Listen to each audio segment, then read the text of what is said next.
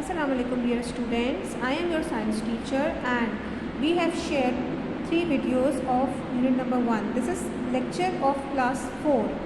Class 4 का ये lecture है. 3 videos हम पहले ही share कर चुके हैं unit number 1 की. Now today I will share summary of unit number 1 and we will do short question answers of unit number 1 in this video along with diagram. जो आपकी डायग्राम है कोर्स में इंक्लूड है, जो शॉर्ट क्वेश्चंस हैं हम वो इस वीडियो में अटेम्प्ट करेंगे. आपको जो ये शॉर्ट क्वेश्चन आंसर्स हैं, डायग्राम है, नीटली एंड प्रॉपरली अपनी नीट कॉपीज़ पे अटेम्प्ट करने हैं. ठीक है, जैसे हम क्लास में करते हैं बिल्कुल वैसे ही. सबसे पहले मैं एक समरी, एक डिटेल आपको इस चैप्टर की बता दूं कि इस चैप्टर में हमने पढ़ा क्या था. Characteristics and needs of living things. What are the characteristics of living things? Characteristics किसे कहते हैं? Characteristics कहते हैं खसूसियात को. जो चीज़ें एक लिविंग थिंग में होती हैं, जो चीज़ें एक लिविंग थिंग के अंदर मौजूद होती हैं, हम उनको बोलते हैं characteristics of living things. उनको हम बोलते हैं characteristics of living things. ठीक है. इसके बाद जो नीड्स, जो ज़रूरतें, जो ज़रूरियात होती हैं लिविंग थिंग्स की, वो हमने इस यूनिट में पढ़ा है. एक लिविंग थिंग क्या करता है? लिविंग थिंग की 7 रिक्वायरमेंट्स हैं हमारे पास. क्या हैं? They reproduce, they respire, they eat, they grow, they move, और भी हैं दे ब्रीथ. ठीक है, ये हमारे पास खसूसियात जो कि हमने इस चैप्टर में पढ़ी हैं. इसके बाद हमने पढ़ा था life cycle of animal and plant. हमने ये पढ़ा था लाइफ साइकिल. ये आपका 3rd टॉपिक था, life cycle of animals and plants. Life cycle क्या होते हैं, लाइफ साइकिल कैसे चलते हैं, इनमें जो है कौन कौन सी प्रॉपर्टीज़ हैं, क्या क्या इनमें चीज़ें होती हैं, इनमें कितने टाइप की मेटामॉर्फोसिस है, मेटामॉर्फोसिस क्या है, ये भी हमने इस यूनिट में पढ़ा है. ठीक है. सो ये तो एक शॉर्ट सी समरी थी इस यूनिट की आपके पास. आई होप आपने क्लियरली पिछले यूनिट्स को पढ़ा होगा, एंजॉय किया होगा, देखा होगा कि आप लोगों को समझ आई होगी. आपने वीडियोस को बहुत गौर से देखा होगा कि आपको पता लगा होगा कि characteristics and needs of living things क्या क्या हैं. ठीक है, क्लियर बच्चों? सब आई होप सब आपको क्लियर होगा. आप लोगों ने बहुत अटेंशन से ये वीडियोस देखनी है, इन वीडियोस को अटेंड करना है बहुत clearly. Okay, now starting with our short question answers. हमारे पास शॉर्ट क्वेश्चन आंसर्स हैं यूनिट नंबर 1 के 4. There are 4 short question answers जो कि हम आज करेंगे. ठीक है, पहले कॉपी रेडी करेंगे अपने अच्छे से. आप यूनिट नंबर 1 की हेडिंग देंगे जैसे हम करते होते हैं, शॉर्ट क्वेश्चन आंसर्स की हेडिंग दें. अच्छा, question number 1 is why air is needed by animals and plants. ये बात तो सबको पता है कि एयर जो होती है वो क्यों ज़रूरी होती है एनिमल्स और प्लांट्स के लिए. ठीक है ना. Why air is needed for animals and plants. Animals और प्लांट्स के लिए एयर, हवा क्यों ज़रूरी है? Animals and plants need air to take oxygen for respiration. इंसान है, चाहे वो इंसान है, चाहे वो जानवर है, चाहे वो प्लांट है, चाहे वो जो कोई भी है. ठीक है, हम सब जो भी हैं, जो जानदार हैं, लिविंग थिंग्स हैं, वी ऑल नीड ऑक्सीजन. हम सबको किस चीज़ की ज़रूरत है? ऑक्सीजन की ज़रूरत है. किस चीज़ की ज़रूरत है? ऑक्सीजन की ज़रूरत है. ठीक है, ऑक्सीजन हमें कहाँ से मिलती है? How we get oxygen from where we get oxygen from. हमें ऑक्सीजन कहाँ से मिलती है? हवा से. उस हवा से जो हमारे इर्द गिर्द है, जो हमारे आस पास है. ठीक है. So animals and plants need air to take oxygen for respiration.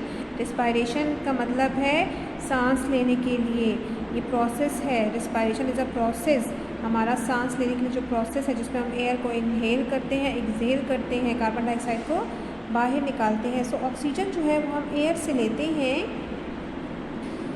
ताकि हम सांस ले सकें, हम ज़िंदा रह सकें. ये एक नीड है, एक ज़रूरत है इंसान की. क्या ज़रूरत है? ऑक्सीजन ज़रूरत है. सो अब क्वेश्चन नंबर 1 है why air is needed by animals and plants.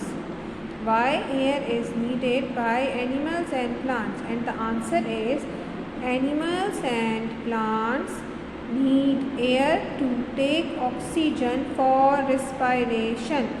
Animals and plants need air to take oxygen for respiration. इधर आपका आंसर एंड हो गया। Now come towards question number 2 and our question number 2 is what would happen if there had been no water?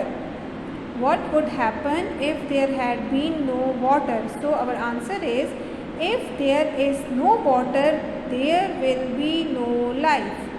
हमारा answer होगा if there is no water there will be no life। Question है हमारे पास what would happen if there had been no water। हमारा question number 2 है what would happen if there had been no water? Our question number 2 is, I will repeat once again for your convenience, what would happen if there had been no water? अगर पानी नहीं होगा तो क्या होगा? आप लोग खुद सोचें, पानी नहीं होगा, पानी हमारे पास नहीं होगा तो क्या होगा? हमें कितनी प्यास लगती है, वी फील थर्स्टी। सो पानी के बगैर तो इंसान जिंदा रह ही नहीं सकता ना। पानी तो इंसान की बेसिक ज़रूरत है। कितनी चीज़ों में हम डेली लाइफ में पानी को यूज़ करते हैं। So our answer will be, if there is no water there will be no life. क्या हो जाएगा आपका answer? If there is no water there will be no life. If there is no water there will be no life. Clear? I will repeat once again question number 2. What would happen if there had been no water? I will repeat once again, what would happen if there had been no water? And the answer will be, if there is no water there will be no life. Clear? I hope so it is clear.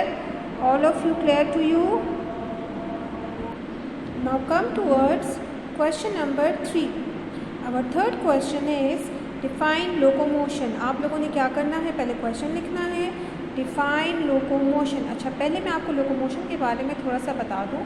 It is the movement of animals. ये animals की movement है एक जगह से दूसरी जगह, जिसके जब वो खाने के लिए या किसी भी चीज़ के लिए मूवमेंट करते हैं, एक जगह से दूसरी जगह जाते हैं, उसको लोकोमोशन बोलते हैं। ठीक है, सो आप डेफिनेशन की हेडिंग देंगे locomotion. Animals move from place to place, this type of movement is called locomotion. Animals move from place to place, this type of movement is called locomotion. Define locomotion. Your question is, and the answer is, animals move from place to place. This type of movement is called locomotion. Animals move from place to place. This type of movement is called locomotion. Clear? I hope this is clear to you. Now come towards question number 4. Our question number 4 is define reproduction.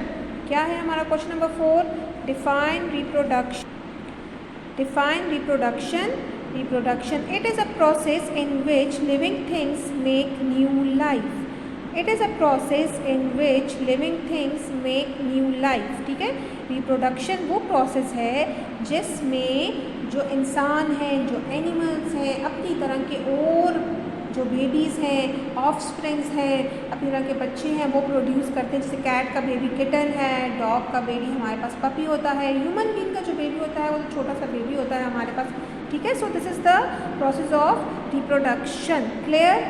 I hope these 4 questions and their answers are clear to you. ठीक है, आप लोगों ने ये अपने NEET copies में attempt करने हैं। अब हम आते हैं डायग्राम डायग्राम के ऊपर, जो कि आपने कॉपी में ड्रॉ करनी है। लाइफ साइकिल ऑफ सनफ्लावर आपने ड्रॉ करना है। इसी तरह आप लोगों ने सीड्स ड्रॉ करने हैं। ठीक है, सीड्स के बाद आपने सीडलिंग ड्रॉ करनी है। देन आपने बेबी प्लांट ड्रॉ करना है। Look at the baby plant, how cute it is, and it is a small baby plant of sunflower. Then a sunflower is converted into a baby plant is converted into a sunflower. वो किस में convert हो जाता है?